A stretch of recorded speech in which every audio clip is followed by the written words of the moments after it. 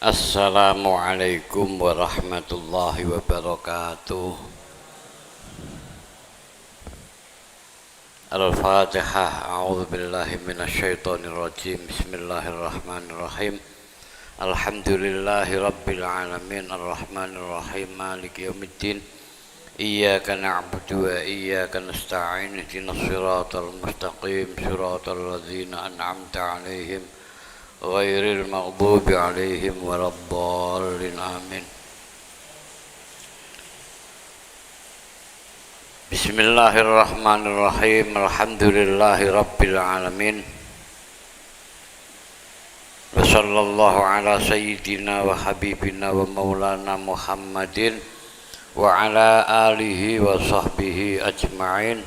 Qala al-musannifu rahimahullahu ta'ala wa nafa'ana bi ulumi fid dharain. Amin ya rabbal alamin. Bismillahirrahmanirrahim. Tamakkunu halawatil hawa.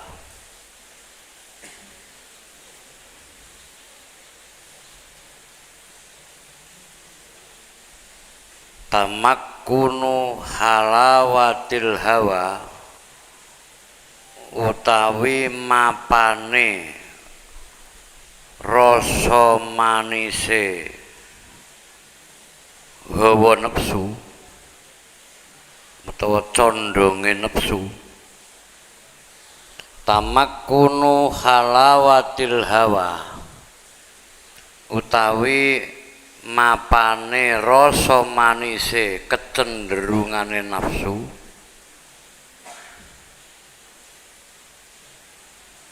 Al-hawa, lafal al-hawa utawi al-hawa teng mriki pengertiane iku mailun nafsi, condonge nafsu.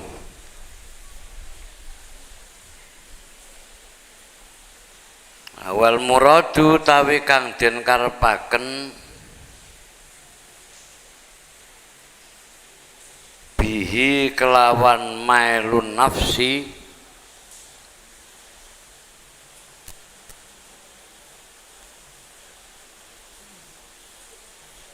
iku al-mahwiyu,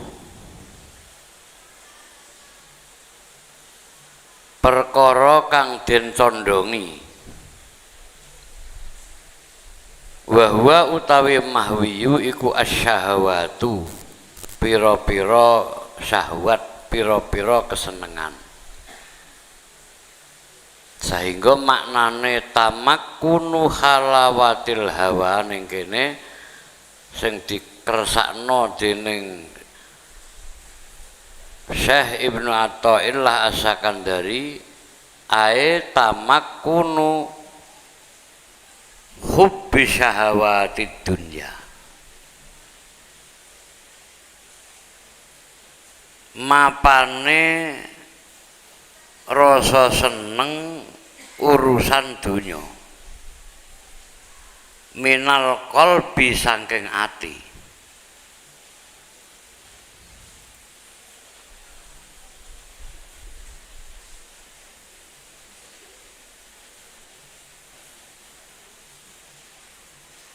Wa iku utawi tamakkunu halawatil hawa iku adda'u penyakit al-adhalu kang angel.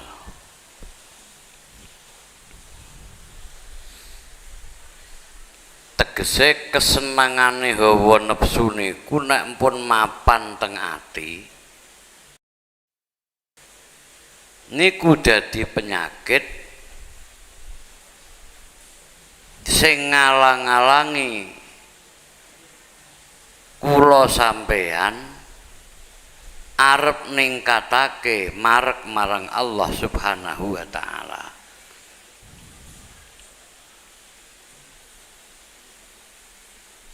Nek wis kesenengane hawa nafsu iku mapan ning ati, angel ilang-ilangane.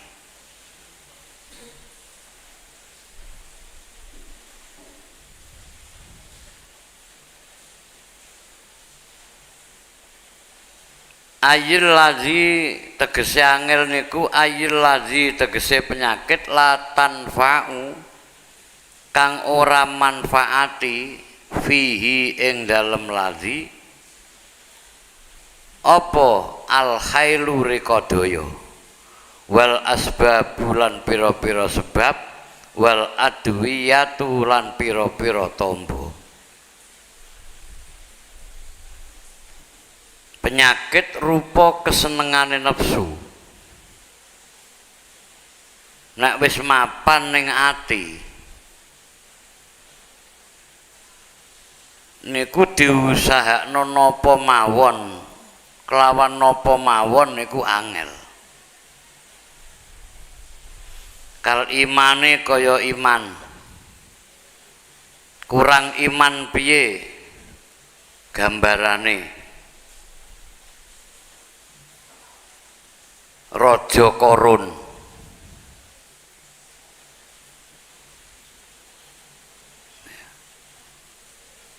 tapi kesenengane nafsu mapan ana ing ati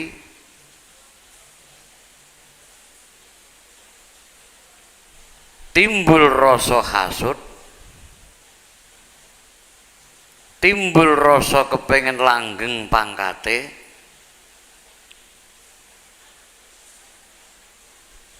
mergo mapan nafsu ning atine Raja Korun iku wau ngantos kededel imane. Wal ma'rifati lan ma'rifat wal yakini lan yakin lan keyakinan iman sing wis mantep mapan ning ati.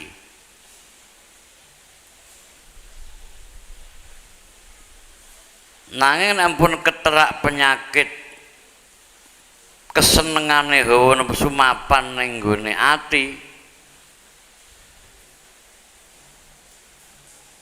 kaya dene diterangno teng Al-Qur'an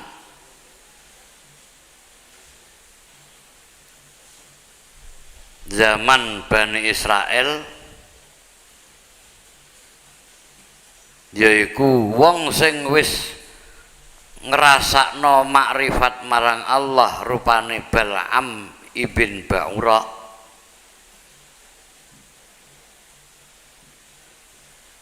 krana mapane hawa nafsu ning atine Bal'am bin Ba'ura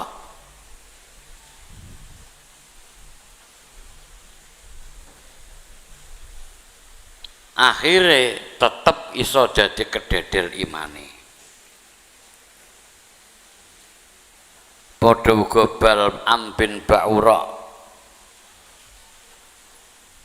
sing diterangno ning kitab Sirajut Thalibin santrine pun luweh saka 12.000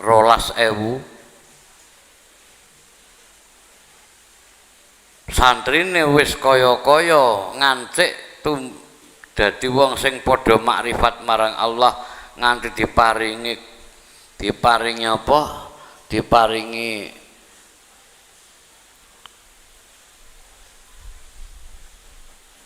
keistimewaan akeh sing padha iso mabur iso al-masyu alal hawa nanging krana kegodha donya nafsune mapan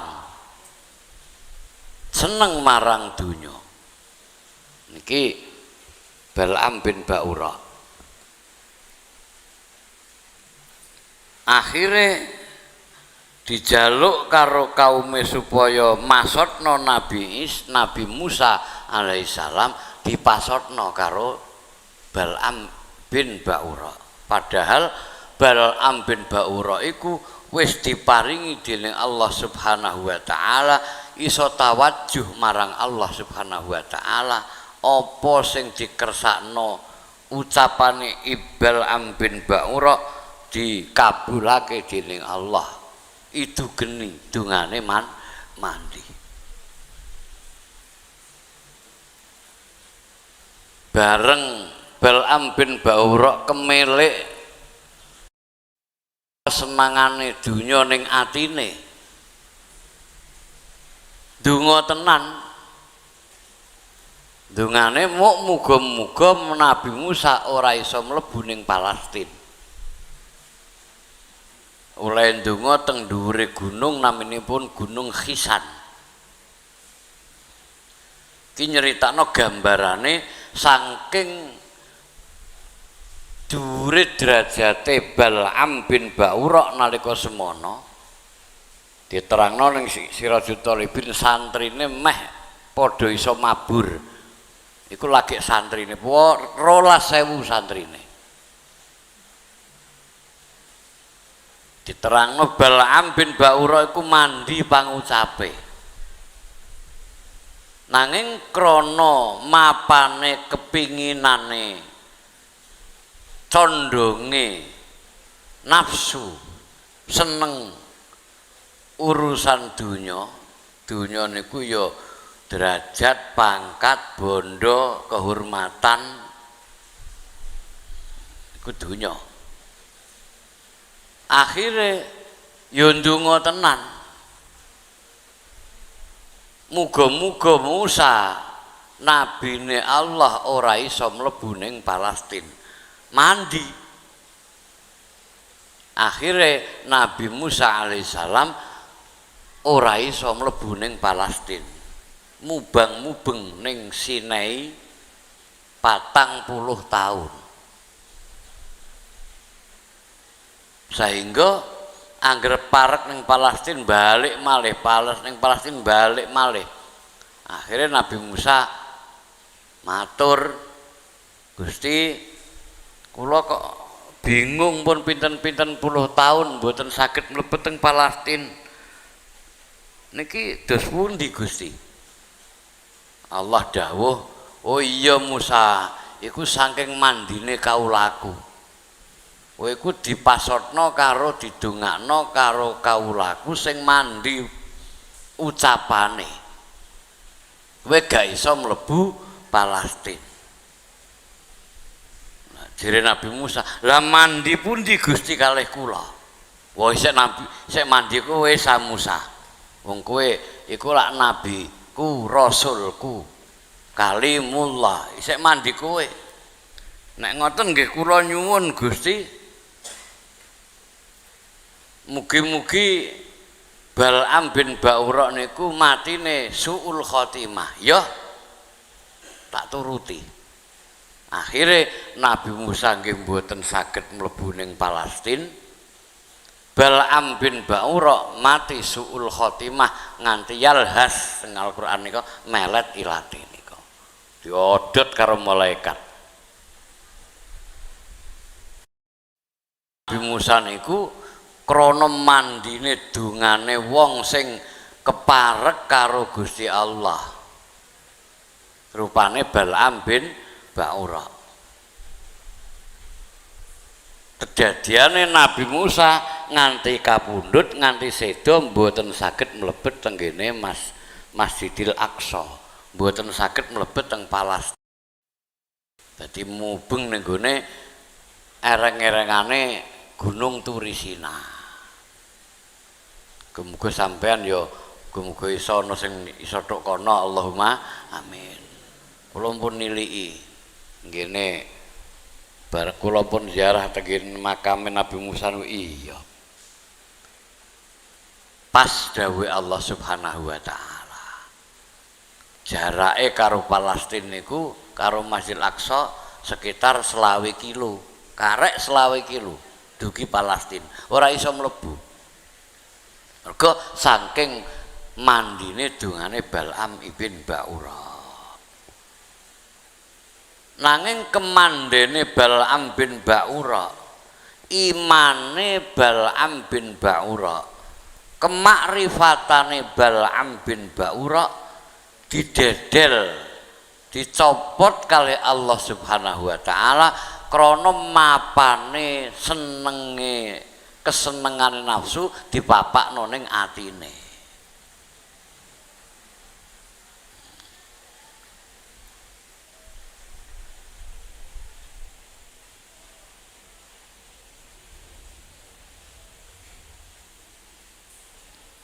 Ya muga-muga kula sampean sak keluargane kabeh, sak anak putune kabeh, muga-muga tansah tetepo ngantos sedo panjang umur kabeh, tetap diberkahi dening Allah Subhanahu wa taala, tetap oleh hidayah Allah Subhanahu wa taala. Allahumma amin ya rabbal alamin.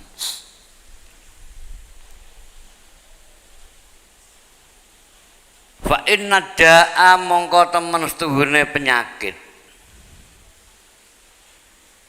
iza tamakkana iku tetkalane mapan manggon apa dak penyakit minal kolbi saking ati lam yabqa mongko ora tetep lidawai kedue tombok apa mahalun panggonan.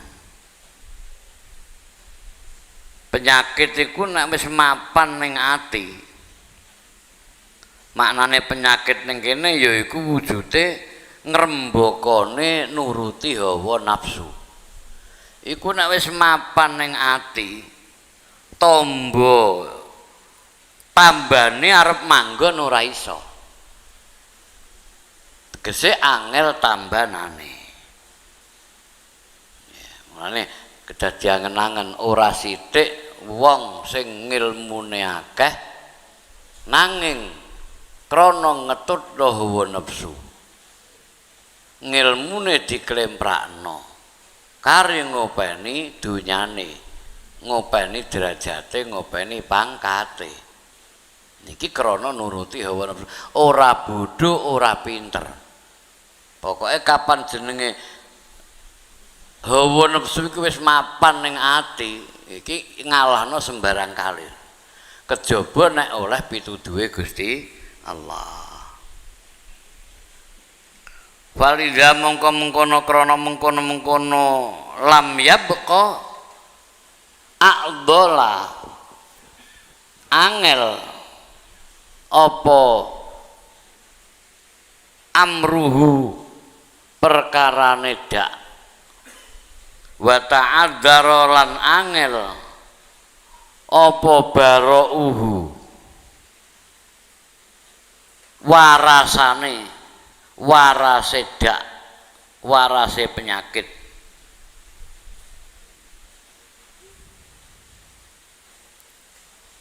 Mergo wis mapan, mergo wis mapan ning ati.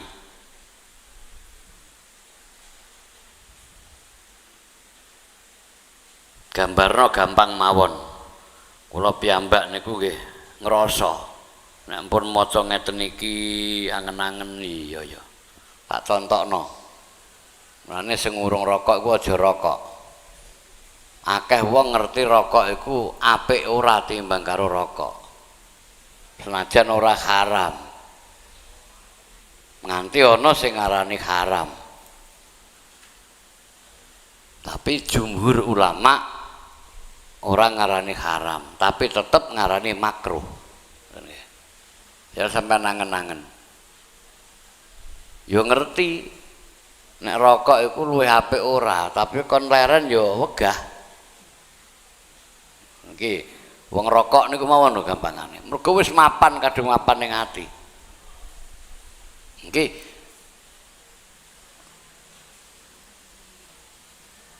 Iki contoh sing paling gampang mawon.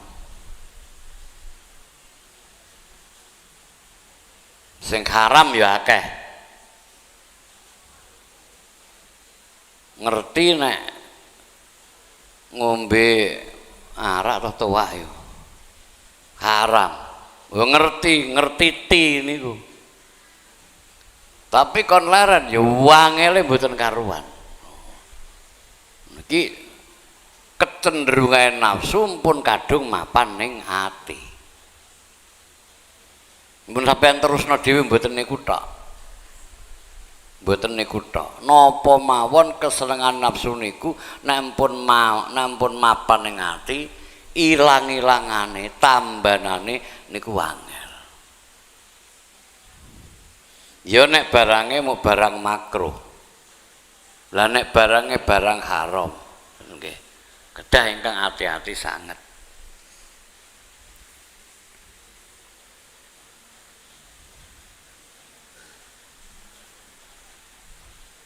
Kula niku nate teng Laju. Nalika sugengipun Allah yarham Mbah Kiai Zawawi As'ad. Niku misanane mbah kula. Nekakno mubalek kondang. Naminipun Allah yarham Mbah Kiai Bisri Mustafa. Ramane Mbah Kiai Mustafa Bisri. Kula ngunangi niku. Lah kula niku ditresnani kalih mbah kula. Kula nderek amul mboten lenggah teng kursi tapi lenggah teng ngisor. Lenggah teng ngisor.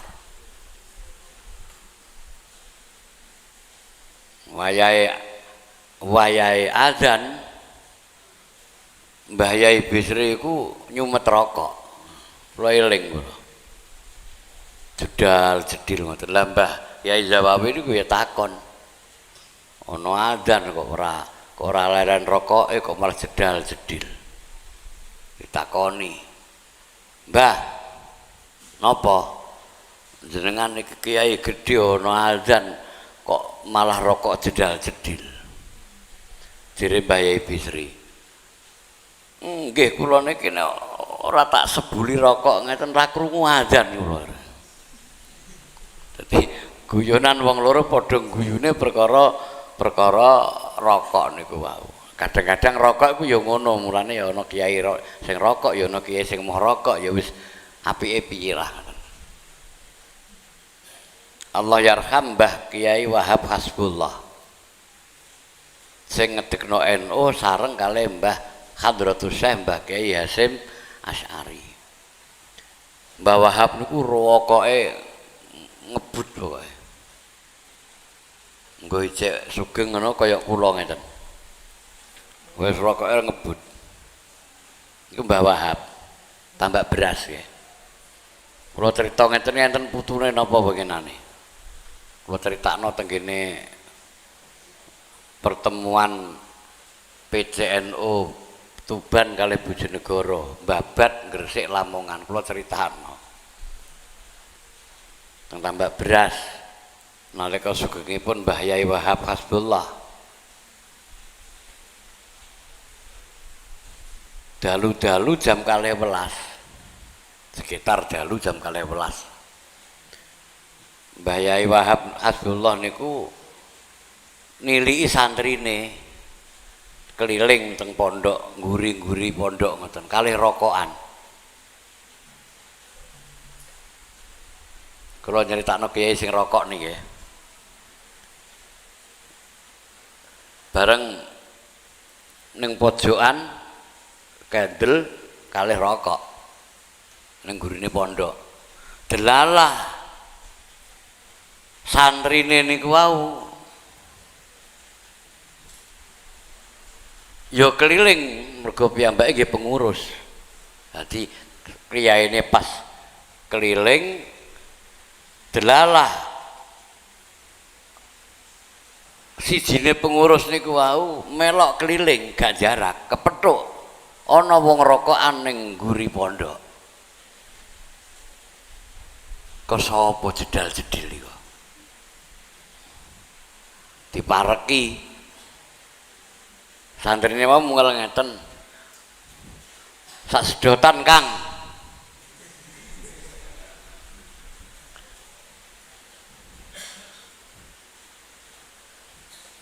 Bareng santri mau matur sak sedotan, Kang, ora ro nek kiyaine. Lah Mbah Wahab niki ya kok terus diwehno. Rokoke diwehno ngeten, peteng-peteng. Iya, ditampani karo santrine. Disedot karo santrine. Lah wong rokok kobot jaman biyen. Disedot banter lah ya murup. Ora murup lah rokok saiki. Nek rokok lintingan tengwe nek murup. Sedot murup bareng murup sumerap. Mbah Wahab Hasbullah kiyaine mlayu kegawa sak rokoke ngono. Jere Mbah Wahab lho jere sak sedotan muga-muga mlayu.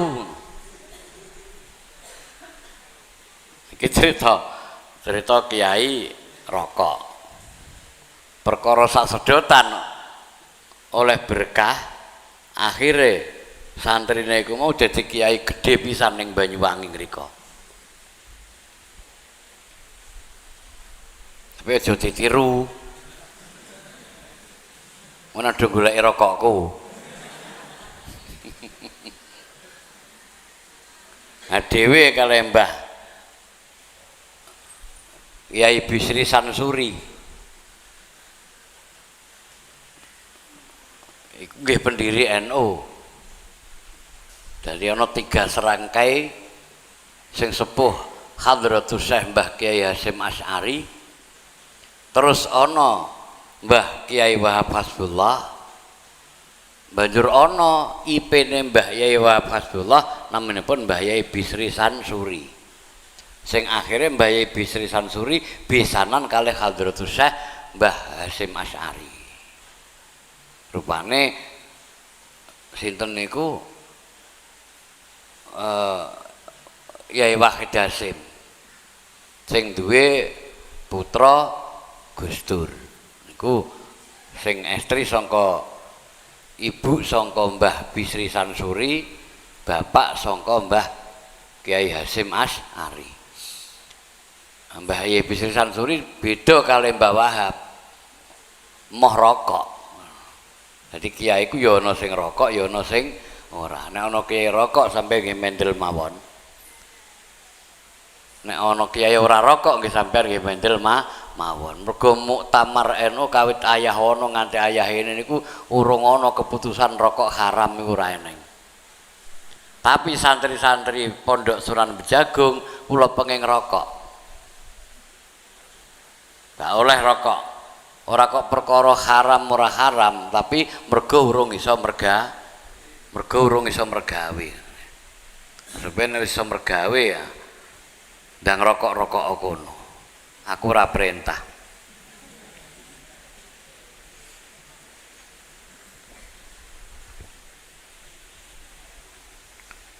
Pun monggo dipun terusaken.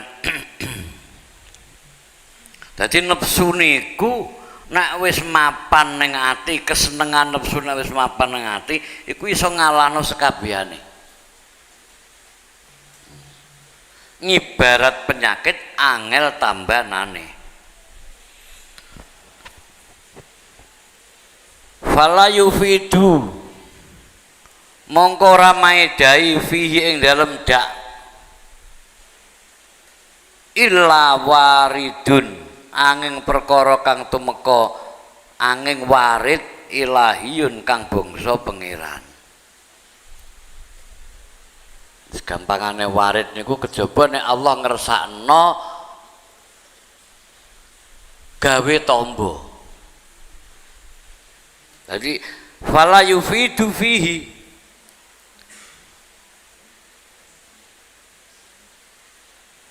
saking angele tambanane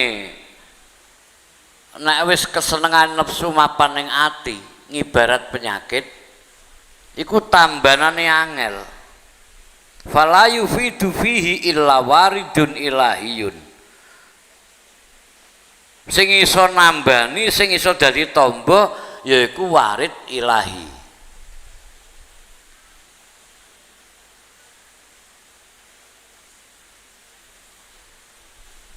Apa sing dikersakno dening Allah Subhanahu wa taala? Kama asyara kaya uli aweh isyarah. Sapa musannaf ilaika kaya barang asyara kang aweh isyarah sapa ke musannaf ilahi maring ma biqaulihi kelawan dawuh ke musannaf la yukhrijus syahwata.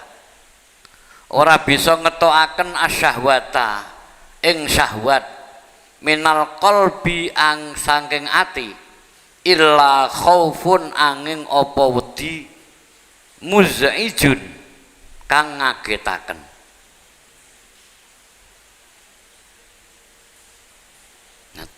Tegese termasuk warid ilahi yaiku rasa wedine menungso sing tembus ning ati.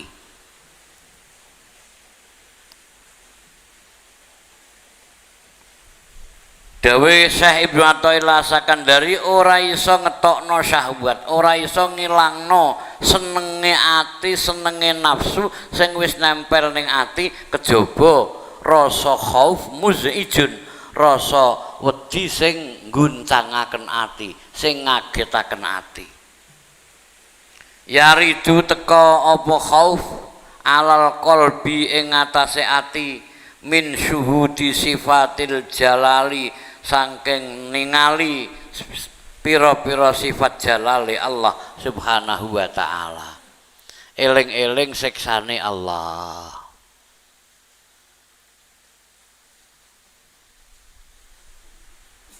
eling-eling azabe Gusti Allah. Waman sya'uhu utawi cukule khauf tegese rasa wedi, sifat khauf wedi siksane Allah iki mau cukule sangka iku an-nazru ningali angen-angen fil ayat ing dalem pira-pira ayat al muhtawiyati kang mengku alama ing atase barang uida kang den cawesaken apa ma lil usati maring pira-pira wong kang maksiat.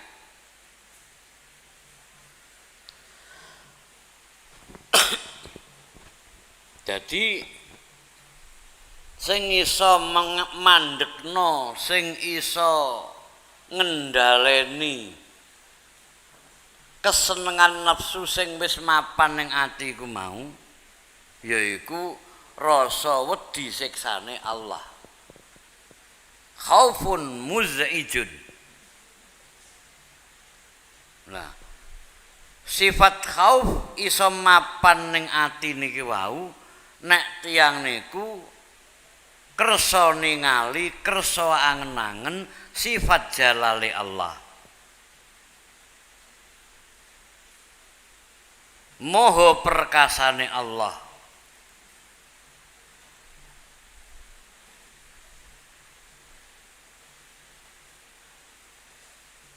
Lah timbule sifat khauf ning ati sing bisa ndadekaken wong iso ngendhaleni nafsu niku wau yaiku an-nadhru fil ayatil muhtawiyati ala ma'idalil usad, gelem angen-angen ayat sing mengku siksa tumrap wong sing padha maksiat marang Allah subhanahu wa ta'ala.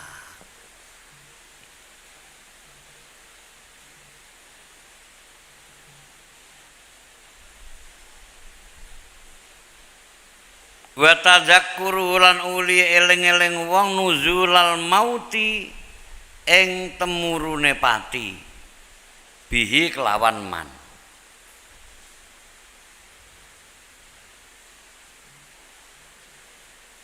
Bisane timbul khauf iku mergo gelem angen-angen nek siksane Allah iku moho banget, azabun alim. Timbul rasa khauf nek gelem angen-angen dawuh-dawuh tentang tumurune pati sing sak wayah-wayah. Fa idza jaa ajaluhum la yastakhiruna sa'atan wa la yastaqdimun. Banjur gelem angen-angen aku sampeyan niku nek mati apa iso husnul khotimah. Akeh cerita-cerita wong sing ibadah marang Allah senajan ora akeh tapi ana contone. Senajan uripe ngibadah marang Allah tapi iso uga mati suul khotimah. Kaya sing pun kula critakno. Aja meneh kula sampeyan wong biasa. Qarun niku misanane Nabi Musa. Meh apal kitab Taurat. Padahal kitab Taurat iku kitab sing angel diapalno. Dhewe kali Al-Qur'an. Kitab Taurat itu kitab sing angel diapalno. Ana sing apal kitab Taurat jenenge Nabi Uzair, iku apal kitab Taurat. Nah, saking longkone sampai Nabi Uzair iku diarani anake Gusti Allah. Uzair ibnullah iku perkara gara-gara Nabi Uzair iku apal kitab Taurat. Ana sing meh durung nganti apal. Meh apal kitab Taurat. Yaiku Raja Qarun. Nek diceritakno meh apal kitab Taurat niku ngalime berarti wis meh sundul langit. Iku wae isek diparingi mati suul khotimah. Jalaran senajan dheweke alim, dheweke apal kitab Taurat tapi mboten saged ngendhaleni kepinginane nafsu sing mapan ning ati. Maknane napa malih kaya kula jenengan kudu banget ati-atine ampun ngantos mboten saged ngendhaleni hawa nafsu.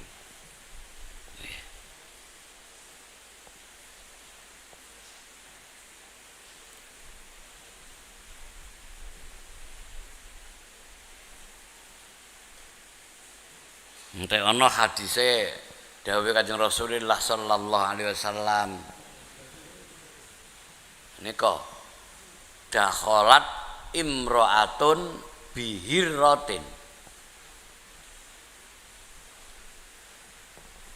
Ana wong mlebu neraka, wong wedok mung gara-gara kucing. Nyiksa kucing sampai mati. Jadi sabab-sababen mlebu neraka Allah ngersakno ya macem-macem. Nah, termasuk ing antarane sing kudu hati-hati yaiku aja ngantek kesenengane hawa nafsu ki mapan teng jero ati sehingga dadi penyakit.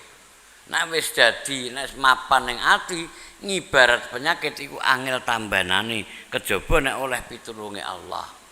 Ing antarane sing bisa ndadekake penyakit ilange penyakit rupa kesenengane hawa nafsu mapan ning ati niki wau yaiku khauf, gedhekno rasa khauf. Gelem eling-eling siksane wong sing maksiat marang Allah. Gelem eling-eling aku somben iku nek mati suul khotimah apa husnul khotimah. Wa dukhuluhu lan mlebune wong lil qabri maring kuburan wahidan tingkai kali ijen.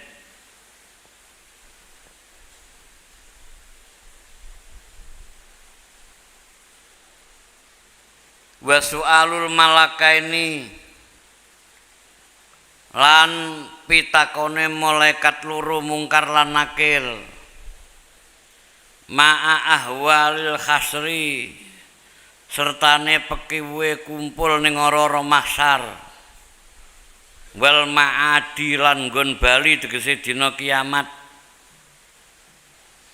alladzi kang tadhalu kang padha lali padha ninggal fihi ing dalem lazi ning dina kiamat sapa kullu murdiatin pira-pira saben-saben wong wadon kang nyusoni ninggal amma saking barang ardoat tegese saking anak saking jabang bayi ardoat kang nyusoni sapa kullu murdiatin. Nggone surat napa nika? Surat Al-Hajj, surat haji nggih nika. A'udzu billahi minasyaitonir rajim. Ya ayyuhan nasu taqu rabbakum.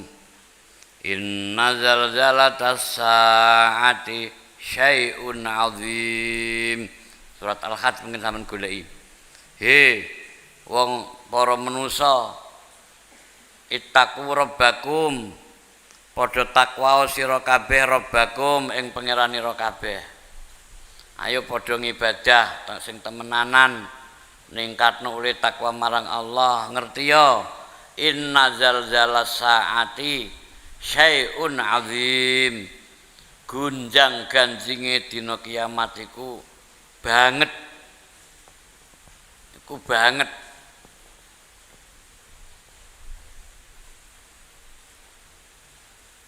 Saiki lagi ana berita lindu, berita gempa mawon masyaallah wis wong gak karu-karuan. Takon kono takon kene. Muga-muga gempa sing ning pantai selatan ku nang dilereni karo Gusti Allah. Upama terus ya muga-muga wonge paring slamet kabeh Allahumma amin. Yauma tarawunaha tadhalu kullu murdi'atin amma arda'at. Dadi dawuh iki sangka Al-Qur'an tadhalu fihi kullu murdi'atin amma arda'at.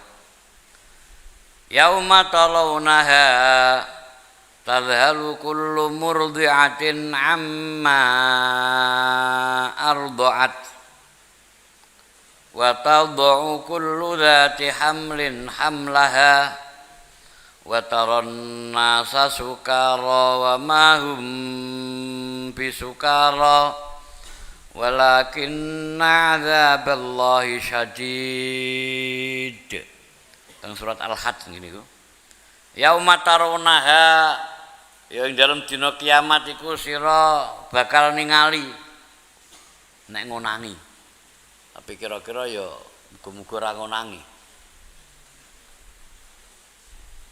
Dina kiamat iku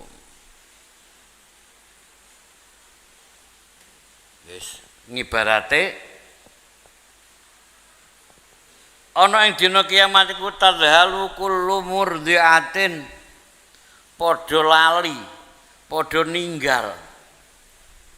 Sapa kullu murdi'atin saben wadon sing nyusoni amma arda'at.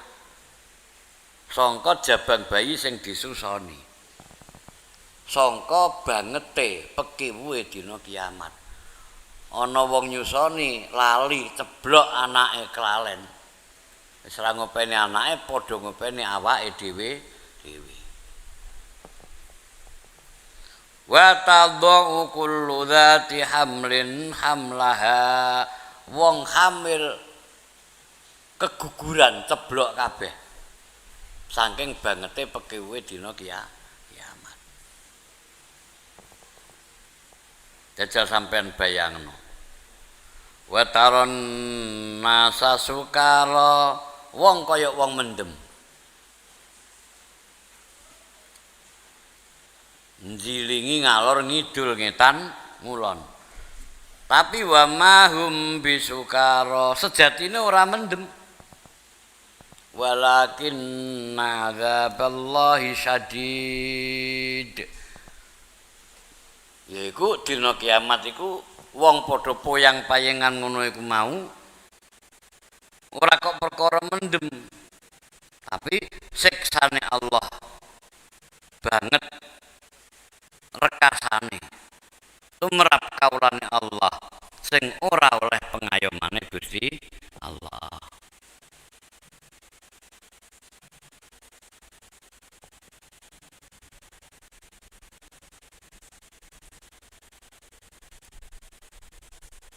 Baya ja'alulan dadi apa alwiljanu bocah isih enom saiban ing wan ila ghairi zalika temeka maring mengkono-mengkono sak teruse. Tegese ing antarane iso dadi lan tambane tegese kita iso ngendhaleni nambani kesenengan nafsu sing pun mapan teng ati niki yaiku nimbulna rasa khauf teng ati kita eling-eling dawuh-dawuh Allah dawuh-dawuh Rasulullah tentang siksa-siksane Gusti Allah.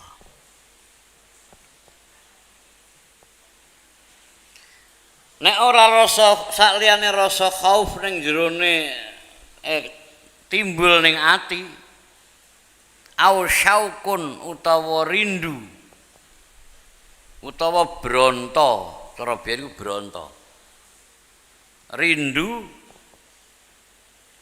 muqalikun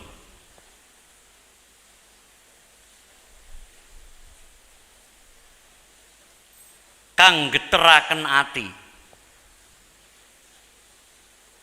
yaridu tumeka apa syauk alal qalbi ing atase ati min syuhudi sifatil jamali saking ningali pira-pira sifat jamali Allah.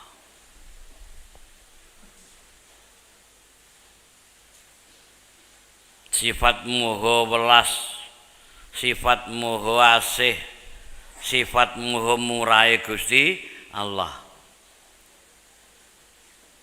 Ku kabeh sifat jamale Allah Subhanahu wa taala.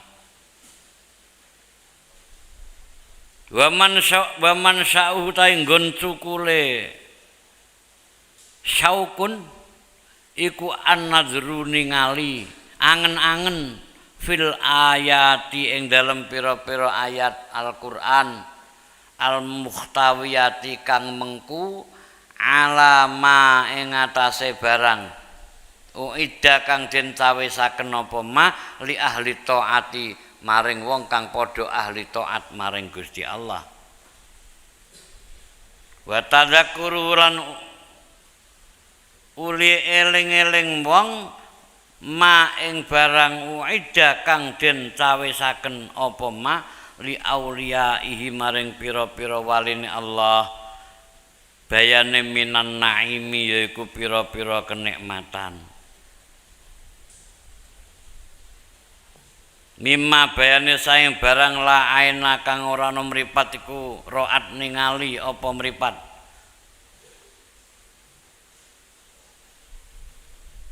wala la ainun wala uzunun lan ora ana apa kuping iku samiat ning midanget apa kuping wala khatrun lan ora ana krentek ala qalbi basyarin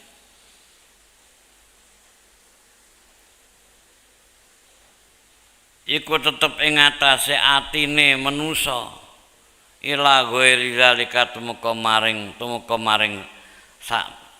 saliyane mungkono-mungkono mawida tegese sak teruse.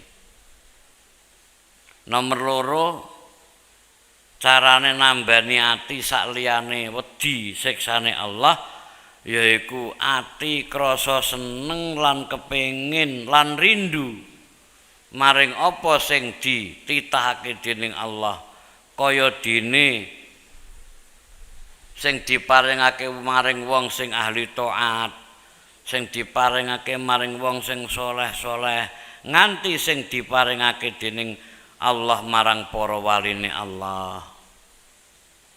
Kita sering maca ayat-ayat tentang nikmate Gusti Allah. Kita sering maca ayat Al-Qur'an tentang gambaran-gambaran kenikmatan ana ing swargane Gusti Allah. Kita eling-eling cerita-cerita mingki sosil anbiya wal mursalin sangka cerita-ceritane para nabi, para rasul lan para waline Allah. Sing diparingi kenikmatan dening Allah kadang-kadang ana diketokno ning donya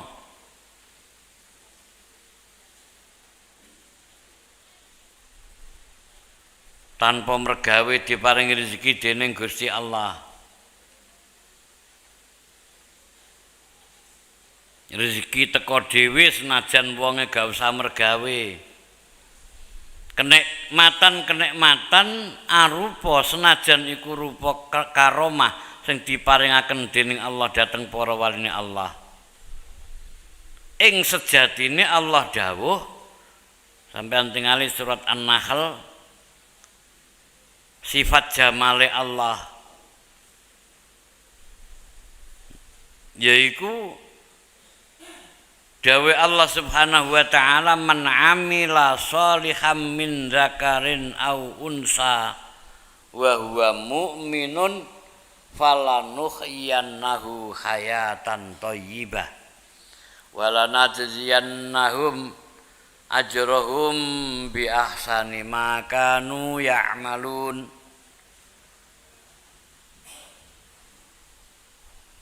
Gini kok. Man amila sholihan min dzakarin au unsa wa huwa mu'minun falanuhyiyannahu hayatan thayyibah walanajziyannahum ajrahum bi ahsani ma kanu ya'malun. Ki sifat jamale Allah. Allah dawuh sing sapa iman lan amal soleh. Cek wali sik ora wali. Pokok iman amal soleh. Wa huwa mukminun asal dhek iman. Sing sapa wonge gelem ngamal soleh sik lanang sik wadon. Mutlak niku. Asal iman. Falanuhiyannahum hayatan thayyibah wis to bakal tak paringi urip sing penak. Saya urip mun diparingi kepenak dening Gusti Allah.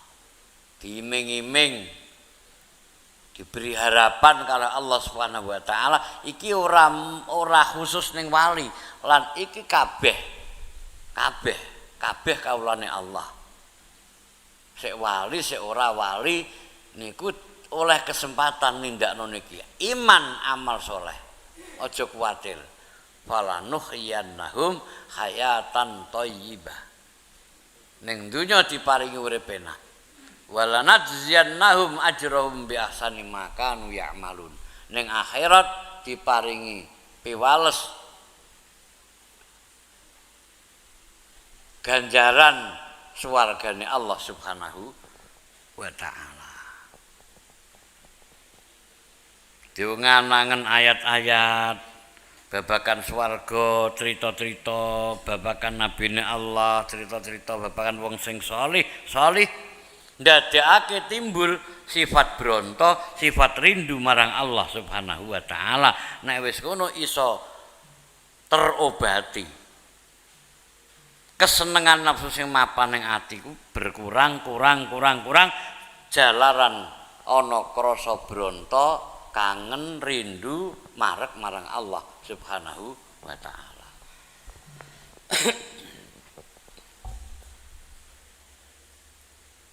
Iki ing antarane menurut Syekh Ibnu Athaillah As-Sakandari carane nambani mapane nafsu ning gone ati.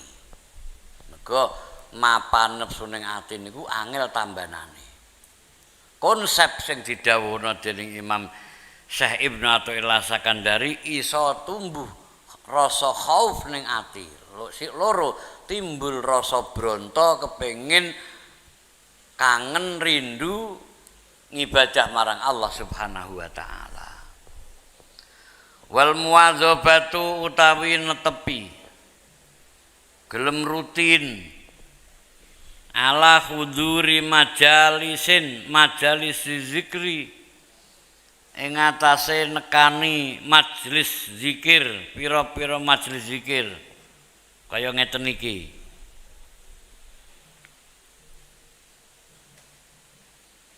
buat tazkiri lan pengajian lan ngelingaken Ae majlisuz zikri wa ta'lim. Kayak kula sampean ngeten iki naminipun majelis zikri wa ta'lim utawa majlisuz zikri wa tazkir. Majlisuz zikri, majelis zikir wa tazkir lan ngelingaken. Wujude ngaji. Bahkan ilmu agamane Allah Subhanahu wa taala. Sing iso ngilangno, sing iso nambani penyakit nafsu, penyakit hawa nafsu, sakliyane khauf lan syaukun rindu maring Allah Subhanahu wa taala, yaiku gelem netepi rawuh ning pengajian-pengajian majelis zikri wa ta'lim. Merga wal muwadzabatu ala huduri majalis zikri wa ta'lim, wong sing gelem rutin nekani majelis zikri wa ta'lim iku ilajun dadi tombo kabirun kang agung. Wa naf'un lan manfaat kasirun kang akeh fi husuli zalika ing dalem ngasilaken mengkono-mengkono syaukun.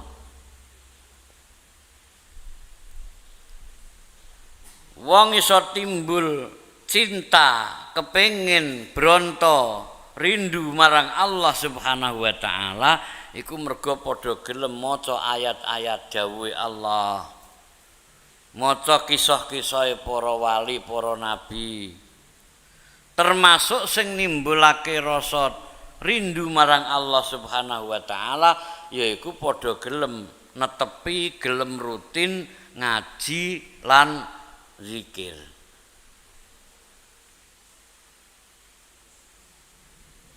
Merga netepi rutin ngaji lan zikir niku wau iso dadi tombo lan akeh manfaate tumuju marang khasile syaukun muqlikun yaridu alal qalbi idla yazalu krana ora laran-laran apa dalika mengkono-mengkono huduri majalis ya'malu ngamal sapa wong fil sapa abdu sapa wong fil qalbi ing dalem ati syai'an fa syai'an setitik enggal setitik. Wongku nek gelem rutin ngaji senajan ngajine sak halaman ilinge mung siji sak kalimat rong kalimat kan kaya ngaji ngeten iki kan durung karuan saged difahami kabeh. Ilinge khauf tok. Utawa khaufe uga ilinge bronto tok.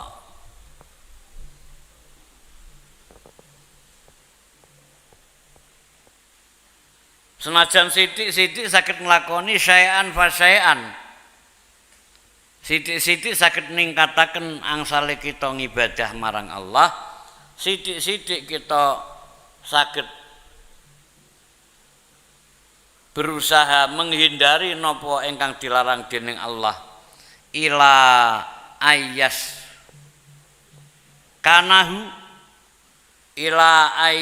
kanahu tumeka maring arep yen to manggonaken sapa Allah Subhanahu wa taala yen to manggon hu ing wong apa al khaufu khauf awis syauku utawa bronto tegese rindu.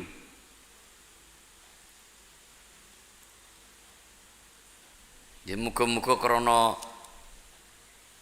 istiqomah angsal kula sampeyan ngaji niki muga-muga nimbulake tambahe rasa khauf lan syaukun ilallah.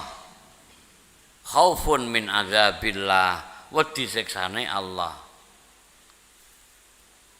Syaukun ilallah, bronto kepengin marek marang Gusti Allah. yen wis timbul khauf krana ngaji, krana rutin ngaji, rutin tahlil, rutin istighosah, akhirnya timbul teng ati kita akeh wedine marang siksane Allah lan akeh brontone kepengin marang Allah, akhirnya kepingin nafsu sing wis mapan ning ati iso lunak saged kita kendhaleni krana ana khauf lan syauk niki wau sing berangkate sangka kita muadzabah ala khuduri majalis zikri wa tazkir. Amma idza lam yakun anapun tatkalane ora ana apa awalu kang awal tegese khaufun iku muzijan ngeteraken ati wasani lan ora ana apa kakaping pindho iku muklikon ngeteraken ati muzijan ngagetaken ati muklikon ngeteraken ati fala yufidani mongko ora bisa aweh paedah apa khauf lan syauk awal lan sani tarkan ing ninggal wala tawajunan ora ing madhep. Tegese aja sekedar khauf tok, aja sekedar kepengin tok, nanging khauf lan syauk sing iso tembus ning ati sehingga iso ngilangaken mapane nafsu, mapane hawa nafsu tenggene ati. Kamala yuhibbu kaya uli ora seneng sapa Allah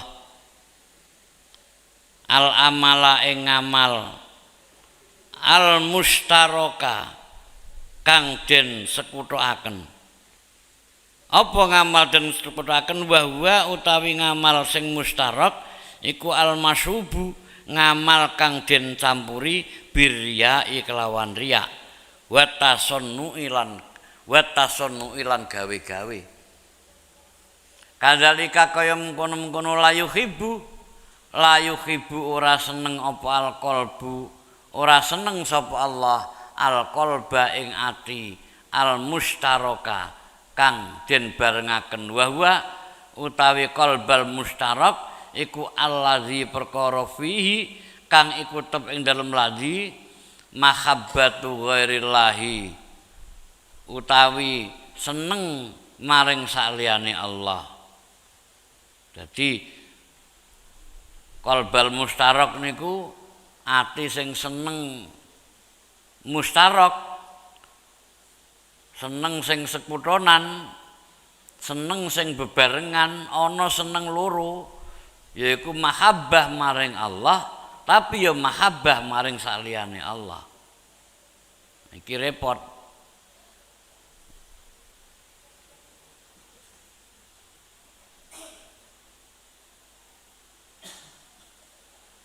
Ngene iki ora iso.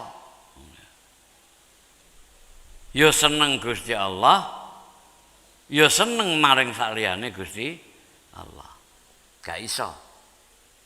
Dikon dadi wong sing makrifat marang Allah ora iso. Bisane wong iku bisa makrifat marang Allah, atine ya siji, madhep, mantep, manteng. Nek wis mapan ati ora bisa ora ningali marang makhluk, lagek bisa ningali marang Gusti Allah. Ari kalane wong iso ningali marang Allah, krasa parek marang Allah, basira saged ningali marang Allah, iku merga wong iku wis ora ningali, ora ketok, ora mboten saged mboten ningali marang makhluk. Wong ku diarani cinta marang Allah, sing sejatine cinta marang Allah, mahabbah marang Allah, nek ati iki wis ora ana mahabbah marang sakliyane Allah. Angel lak teng mriki niki. Di awak dhewe iki yo madhep mantep marang Gusti Allah, tapi yo madhep mantep marang saliyane Allah, rupane bondo dunya pangkat derajat. Lah iki sing mari angel. Iso kita niki dilatih sangka salat. Piye carane kula sampean salat wis ora eling apa-apa kejaba eling marang Allah. Ora usah ngerdina lah, ora usah setiap saat lah dina ping 5 wae. Dilatih karo Allah, ayo dina ping 5 madhep marang ingsun. Nek wis madhep marang ingsun aja madhep marang sakliyane ingsun. Ingsun Gusti Allah. Monggo sak urip kula sampean pun ping pira kira-kira mulai Allahu Akbar ora eling apa-apa kejaba mung eling marang Gusti Allah. Iku iso pisan muga-muga paring husnul khotimah. Calon swarga. Pisan wae. Tapi aja kok terus pisan bar iku terus wis gak usah salat lah ya ilang cah ning ngono. Artine kita usaha piye carane kita salat niki bener-bener madhep marang Allah, ora eling marang saliyane Gusti Allah. Ya salat. Inni wajjahtu tenan Gusti lho ngata.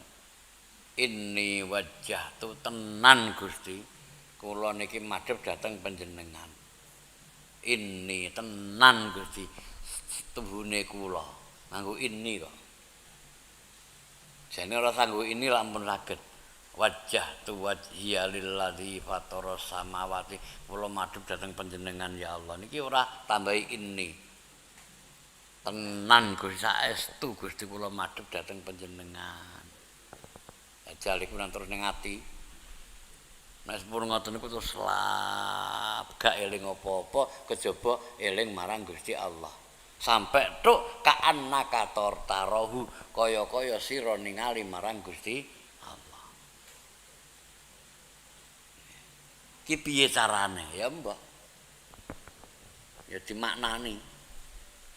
Inni wajjahtu wajhiya lilladzi fatara samawati wal arda hanifan musliman wa ma ana minal musyrikin.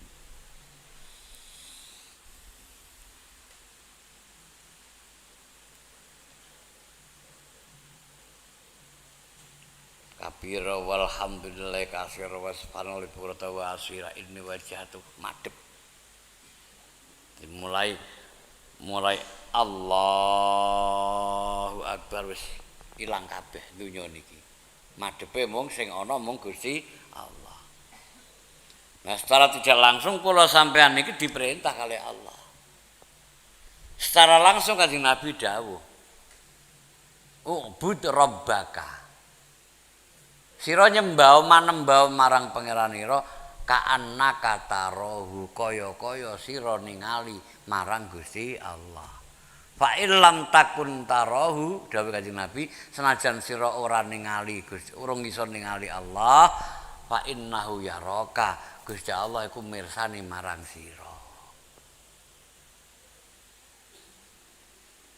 Ning majelis zikir di napa di biasano maca kalimat tauhid la ilaha illallah.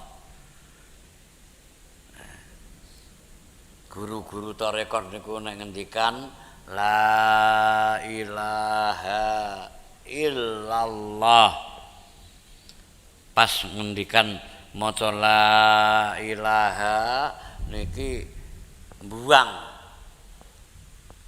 eling marang sakliyane Allah iki dibuang ati dikosongno. Jadi la ilaha niki ngosongno ati eling barang-barang saliyane Allah dilangno. Eling duit, eling pangkat, eling derajat, eling rugi, eling bathi, eling pasar. La ilaha terus diseni illallah ati iki diseni kelawan Allah. Resiki saliyane Allah.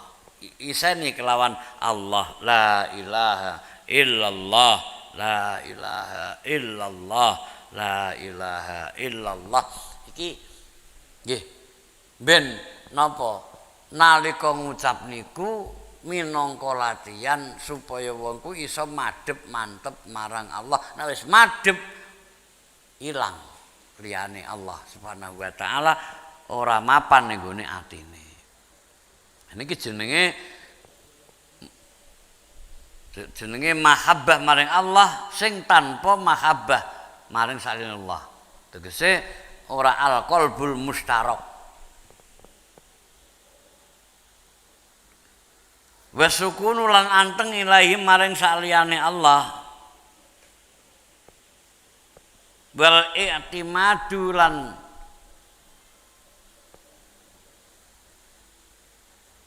kumandel alaihi ing atase to alaihi ing atase saliyane Allah.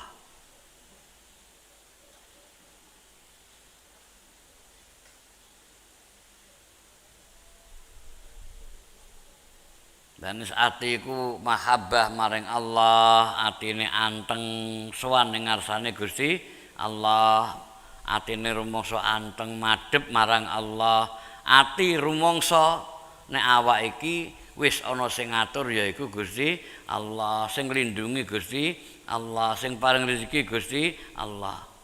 Wis kita mung kumandel maring Allah Subhanahu wa taala, ora kumandel marang saliyane Allah Subhanahu wa taala, ora kumandel marang makhluk. Wis kabeh karek apa jare Gusti Allah. Dadine aku mergawe ya mergawe wong pancen sewujud raga. Nanging ati banjur ngomong ya kowe mergawe tapi hati-hati ya dieling-eling. Mergawe kumung kumlawe kabeh rezeki sing paring Gusti Allah. Mungkin mergawene sampean nak penak. Yo mergawe sing mempeng golek dhuwit. Tapi nalika awak iki mergawe, batin iki kudu muni, ngucap. Batin kudu muni, ya awak mergawe sing mempeng pancen kowe apa raga blaka. Aku ya tak mergaweku apa iman lan tawakal marang Gusti Allah, wujude ngelingno marang kowe awak kowe mergawe kaya apa kudu ngerti kabeh rezeki sing paring Gusti Allah. Kowe pola kaya apa sikil mbok nggono sirah mbok nggono sikil paribasane. Mbok piye carane ngono kuwi. Tapi nek Allah ora paring rezeki akeh ya tetep kowe ora iso sugih. Oh, niki ati kudu muni ngono. Terus tambahi ya awak kowe mergawe muga-muga Gusti Allah paring rezeki sing akeh kanggo ayem-ayem namine niku nggih. Kanggo ayem-ayem. Dadi akhire mergawe pola mergawe tapi mboten krasa. Sak titahe mempengo kaya apa tapi tetep sak titahe kendhu mergo dikendhoni karo napa ati niku dielingno. Kowe mergawe kaya apa kabeh ku rezeki sing paring Gusti Allah. Nek pun ngoten mergawe gak krasa mergawe.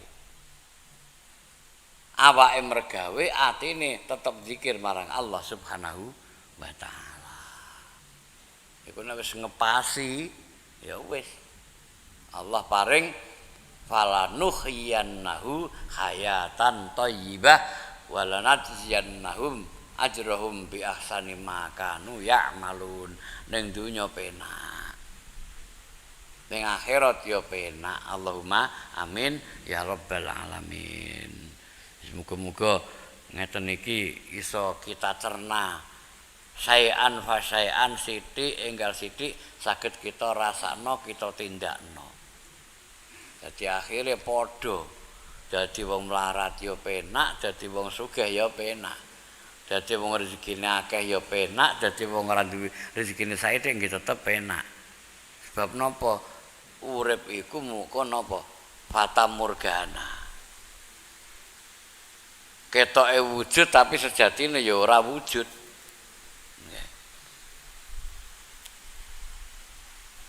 Tapi piye ngono kuwi ya wis ngono kuwi. Sebab wujud sing sejati mung Allah Subhanahu wa taala. Nah sing ngono terus diucapno nalika jadab ora kena ditirokno. Kaya dene jadabe Syekh Siti Jenar ngoten nika.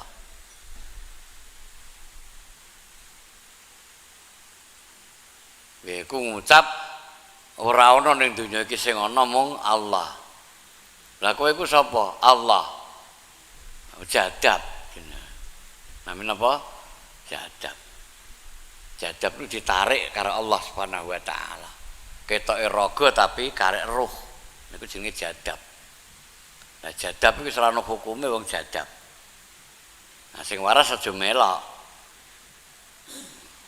Sing waras kudu melok napa? Kudu iso nafsiri, iso nakwili. Oh, iku jadab. Mulane waline Allah iku ana sing wali liwat suluk, liwat salik. Ana sing wali majdub, wali sing ditarik langsung karo Allah Subhanahu wa taala. Wis tanpa ngaji langsung ditarik kalih Allah Subhanahu wa taala. Niku jenenge wali jadab. Nah, ning kitab hikam niki niku utama sing ndi? Utama sing salik. Dadi ngaji dilakoni alon-alon sing elek, mungkar kemungkaran diilangi, dihindari, sing apik-apik tindakno alon-alon ngantek tok marek marang Allah Subhanahu wa taala. Niki naminipun salik, kaya kula sampeyan ngaji hikam niki naminipun suluk umum nggih, namine suluk secara umum lewat ngaji hikam. Muga-muga dibarengi kelawan rahmatipun Allah Subhanahu wa taala. Allahumma amin ya rabbal alamin. Bismillahirrahmanirrahim. Hamdan yuwafi ni'ama wa yukafi mazidah. Ya Rabbana lakal hamdu kama yanbaghi li jalali wajhika wa 'azimi sultanik. Shalatu wassalamu ala sayyidina Maulana Muhammad wa ala alihi washabbihi ajmain. Walhamdulillahi rabbil alamin. Allahumma taqabbal wa awsil thawaba ma qara'na suratul Fatihatil mu'azzamah.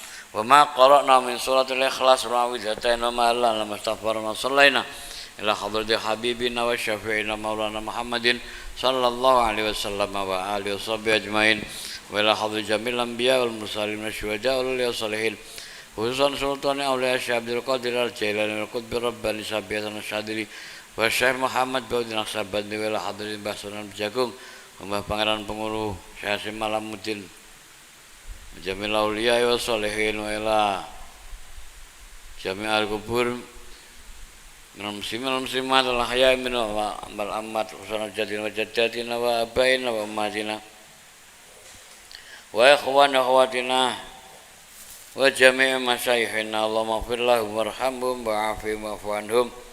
Allahumma anzil rahmatal maghfirata ilaihim. Allahumma ja'al qabrahum rawdatan min riyadil jinan wa ladzal qabrum furatan furatan niran birahmatika ya arhamar rahimin. Allahumma ighfir lana innaka antal ghafurur rahim.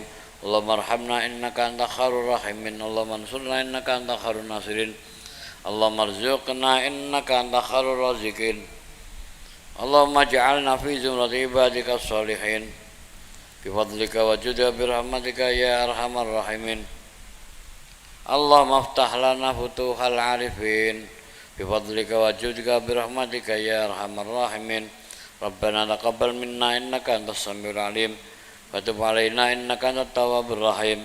Rabbana atina fid dunya hasanah wa fil akhirati hasanah wa qina adzabannar. Wa sallallahu ala sayyidina maulana Muhammadin wa ala alihi washabihi ajmain. Subhana rabbika rabbil izzati wa salamun alal mursalin walhamdulillahi rabbil alamin. Allahumma taqabbal minna bi syarri asraril Fatihah.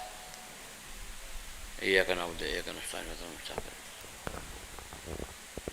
Assalamualaikum warahmatullahi wabarakatuh.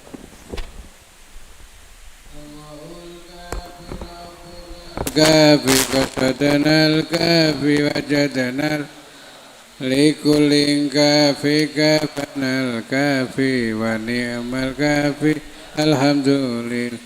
Allahul kafi rabbunal kafi qasadanal tanal kafi likulin kafi kafanal kafi ni'mal kafi alhamdulillah. Allahul kafi rabbunal kafi qasadanal kafi wajadanal kafi likulin kafi kafanal kafi ni'mal kafi alhamdulillah. Hasbunallahu wa ni'mal wakilu, ni'mal maula wa ni'man nasiru. Wa kafallahul mu'mininal qital, wa kafallahul mu'mininal qital. Allahumma shalli ala Muhammad.